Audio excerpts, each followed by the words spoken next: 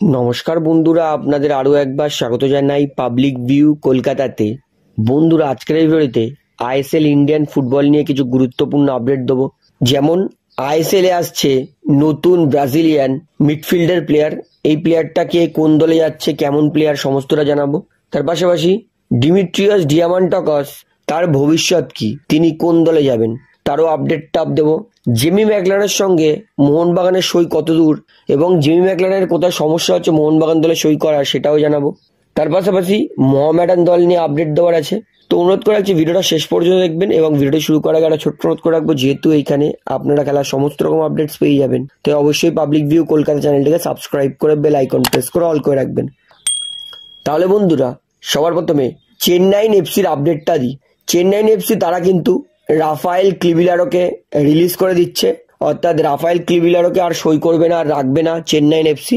তার পরিবর্তে চেন্নাই আরও এক ব্রাজিলিয়ান মিডফিল্ডারকে সই করছে এবং এই খেলোয়াড়টার দক্ষতা কিন্তু রাফায়েল ক্লিভিলারোর থেকে অনেক ভালো। যথেষ্ট স্কিলফুল প্লেয়ার, ভালো সেট পিস নিতে পারে, কর্নার্স নিতে পারে, বলবো ভালো অপশন চেন্নাই দলের জন্য। তো চেন্নাইন এফসি তারা লুকাস বার্মিলা তাকে সই করছে 1 বছরের চুক্তিতে। 29 বছর বয়স, ব্রাজিলের এই প্লেয়ার, উচ্চতা 5 ফুট 11 ইঞ্চি, মার্কেট ভ্যালু 2,40,00,000 টাকা। মূলত অ্যাটাকিং মিডফিল্ডে খেলে, তবে সেন্ট্রাল মিডফিল্ডেও খেলতে পারে।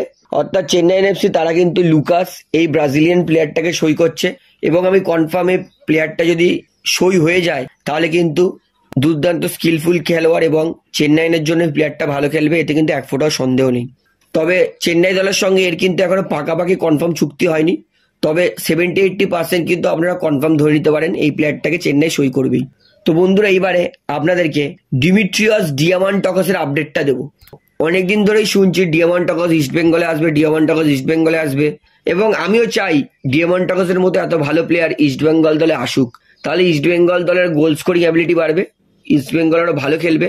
তবে ইস্ট বেঙ্গল বর্তমানে হাতের উপর হাত গুটিয়ে বসে আছে ম্যানেজমেন্ট, এবং যতদূর জানা যাচ্ছে এই মুহূর্তে মুম্বাই সিটি এফসি ডিয়ামান্টাকসকে সই করার রেসে কিন্তু সব থেকে বেশি এগিয়ে আছে, এবং মুম্বাই সিটি এফসি কিন্তু ডিমিট্রিয়াস ডিয়ামান্টাকসকে দুর্দান্ত চুক্তি অফার করেছে।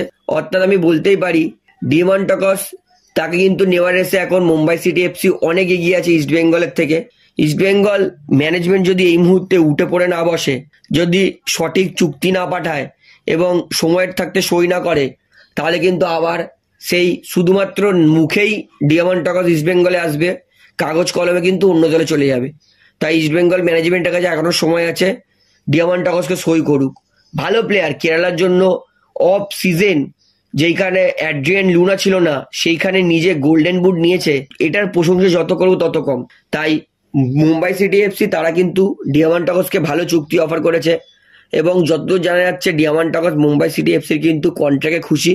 তাই যদি ইস্ট বেঙ্গল ম্যানেজমেন্ট তাড়াতাড়ি কোনো ভালো কন্ট্রাক্ট না পাঠায়, তাহলে কিন্তু ডিয়ামান্টাকস কিন্তু ইস্ট বেঙ্গল দলের হাত থেকে বের হয়েও যেতে পারে। তবে এখনো সময় আছে, এখনো ট্রান্সফার উইন্ডো খুলতে মিনিমাম 20 দিন মতো সময় লাগবে। তো আশা করবো এর মধ্যে ইস্ট বেঙ্গল দল অবশ্যই ডিয়ামান্টাকসকে ভালো চুক্তি পাঠিয়ে দেবে। তো দেখা যাক ডিয়ামান্টাকস শেষমেশ কোন দলে যায়, ইস্ট বেঙ্গল না মুম্বাই সিটি এফসি। তবে আমি চাইবো ইস্ট বেঙ্গল দলে ডিয়ামান্টাকস সই করুক, তাহলে ইস্ট বেঙ্গল দল ভালো খেলবে। তো বন্ধুরা, এইবারে আপনাদেরকে তারপর আপডেট দিই। এইটা হচ্ছে ঘানা ন্যাশনালিটির সেন্টার ব্যাক অর্থাৎ ডিফেন্ডারকে কিন্তু সই করার দিক থেকে মরিয়া মোহামেডান এসসি। মোহামেডান তাদের কোচ এবং ম্যানেজমেন্ট ঘানা দেশ থেকে এক বিদেশি সেন্টার ব্যাকের সঙ্গে কিন্তু কথাবার্তা বলছে, এবং যতদূর জানা গেছে এই সেন্টার ব্যাকের সঙ্গে কিন্তু মৌখিকভাবে কথাবার্তা পাকা করে রেখেছে মোহামেডান। এবং ঘানার এই ফুটবলার যদি সবকিছু ঠিকঠাক থাকে, তাহলে কিন্তু মোহামেডান এসসি এই ফুটবলারটাকে সই করতে পারে। ফুটবলারটা যথেষ্ট এক্সপিরিয়েন্স প্লেয়ার, উচ্চতা 6 ফুট 2 ইঞ্চির কাছাকাছি, এবং ভালো ডিফেন্ডার, এতে এক ফোঁটাও সন্দেহ নেই। মোহামেডান তারা কিন্তু ঘানা দেশ থেকে সেন্টার ব্যাক নিয়ে আসার চেষ্টা করছে, অর্থাৎ বোঝাই যাচ্ছে যেখানে আইএসএল এ শুধুমাত্র পার্টিসিপেট করবে না, মোহামেডান তারা কিন্তু আইএসএল এ এবারে ভালো খেলবে, এমনটা তারা কিন্তু জানিয়ে দিয়েছে। অর্থাৎ এটা কিন্তু দুর্দান্ত নিউজ মোহামেডানের জন্য, যে মোহামেডান তারা কম্পিটিটিভ ফুটবল খেলবে এবং সেই জন্য তারা কিন্তু ভালো ভালো বিদেশিদেরকে সইও করছে। তো বন্ধুরা, এইবারে আপনাদেরকে তার পরের আপডেট দিয়ে, এটা হচ্ছে মোহনবাগান সুপার জায়ান্ট তারা কিন্তু নতুন কোচ সই করছে তাদের রিজার্ভ দলের জন্য, এবং এই কোচটার নাম হচ্ছে ড্যাগি কার্ডোজো।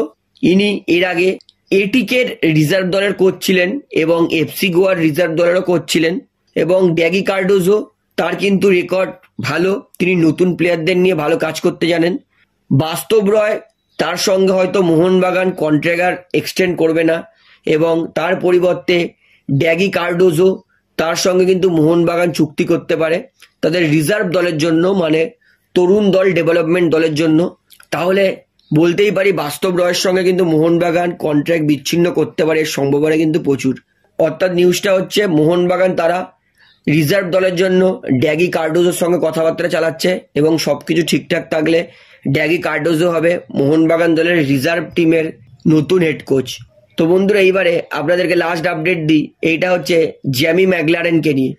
তো ইতিমধ্যেই কিন্তু সব জায়গায় শোরগোল পড়ে গেছিল যে মোহনবাগান জ্যামি ম্যাকলারেনকে সই করবে, এবং শোরগোল পড়বে না কেন, যেখানে এ লিগের মতো লিগে চারটে গোল্ডেন বুট জিতেছে, কিছুদিন আগেই অস্ট্রেলিয়ার জন্য হ্যাট্রিক করেছে।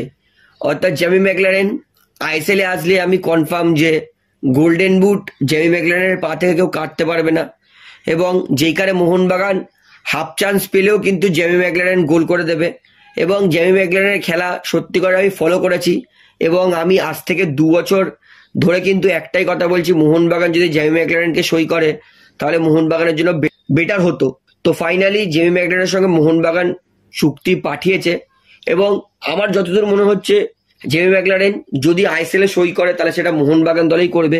এবং জ্যামি ম্যাকলারেন তিনি কিন্তু মোহনবাগান দলে সই করার সম্ভাবনা কিন্তু আমি বলবো প্রায় 70% কনফার্ম। জ্যামি ম্যাকলারেনের সমস্যা একটাই, যেহেতু অস্ট্রেলিয়ার ন্যাশনাল টিম কোচ, তিনি জানিয়েছেন যদি অস্ট্রেলিয়ার লিগের থেকে কোনো নিচু স্তরের লিগে ফুটবল খেলতে যায়, যেই প্লেয়ারই খেলুক তাকে কিন্তু আর অস্ট্রেলিয়ার ন্যাশনাল টিমে সুযোগ দেওয়া হবে না। যেমন ডিমি পেড্রোটস আইএসএল আসার পর থেকে ডিমি পেড্রোটস আর অস্ট্রেলিয়ার দলে সুযোগ পায়নি। তারপরে জেসন কামিংস ইন্ডিয়ান সুপার লিগে আসার পর থেকে কিন্তু অস্ট্রেলিয়া দলে সুযোগ পায়নি।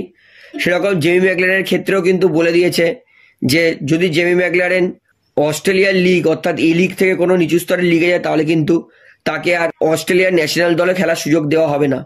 তো এটা নিয়ে কিন্তু একটু চিন্তায় আছে এবং স্বাভাবিক। আমার কাছে যদি বলে যে তুমি এই ক্লাবে যেতে পারবে না, তুমি তাহলে ভারতের হয়ে খেলতে পারবে না, তাহলে সেটা একটা সত্যি বড় স্যাক্রিফাইস। তবে জ্যামি ম্যাকলারেন তিনি যেহেতু বলেছেন যে তার বাচ্চা হয়েছে, তাকে একটু অন্যরকম চিন্তা ভাবনা করতে হবে, মানে পরিষ্কার বোঝা যাচ্ছে যে তিনি পয়সার কথা বলছেন, কারণ একটা বাচ্চাকে লালন পালন করতে টাকা বেশি লাগেই। সেই কারণেই কিন্তু আমি মনে করি জ্যামি ম্যাকলারেন তিনি কিন্তু মোহনবাগান দলে সই করবেন, কারণ তার এই মুহূর্তে টাকার দরকার আছে। এবং জ্যামি ম্যাকলারেন যদি সাউদি লিগে খেলতে যায় তাহলে কিন্তু জ্যামি ম্যাকলারেন তার স্যালারি অনেক কম পাবে, যেখানে মোহনবাগান স্যালারি 4 কোটির কাছাকাছি দিচ্ছে, সেইখানে কিন্তু জ্যামি ম্যাকলারেনকে অত স্যালারি দেওয়া হবে না। সেই কারণেই কিন্তু জ্যামি ম্যাকলারেন তিনি মোহনবাগান দলে সই করবেন এবং আমি কনফার্ম 70% মোহনবাগান দলে জ্যামি ম্যাকলারেন আসবে। যদি না অন্য কোনো আইএসএল এর থেকে বড় কোনো লিগ জ্যামি ম্যাকলারেনকে ভালো আরো চুক্তি অফার করে, আপাতত 70% কনফার্ম ধরে নিন যে ম্যাকলারেন মোহনবাগান দলে সই করবে। তো আজকের আপডেটে এতটাই বলার ছিল, আশা করি সমস্তটা আপনারা বুঝে গেছেন। তো ভিডিওটা এখানে শেষ করছি। ভিডিওটি ভালো লাগলে অবশ্যই লাইক করুন, কমেন্ট করুন, শেয়ার করুন এবং বন্ধুরা চ্যানেলটি যারা নতুন আছেন সবাইকে অনুরোধ করবো তারা অবশ্যই পাবলিক ভিউ কলকাতা এই চ্যানেলটিকে সাবস্ক্রাইব করে বেল আইকন প্রেস করে অল করে রাখবেন। ধন্যবাদ।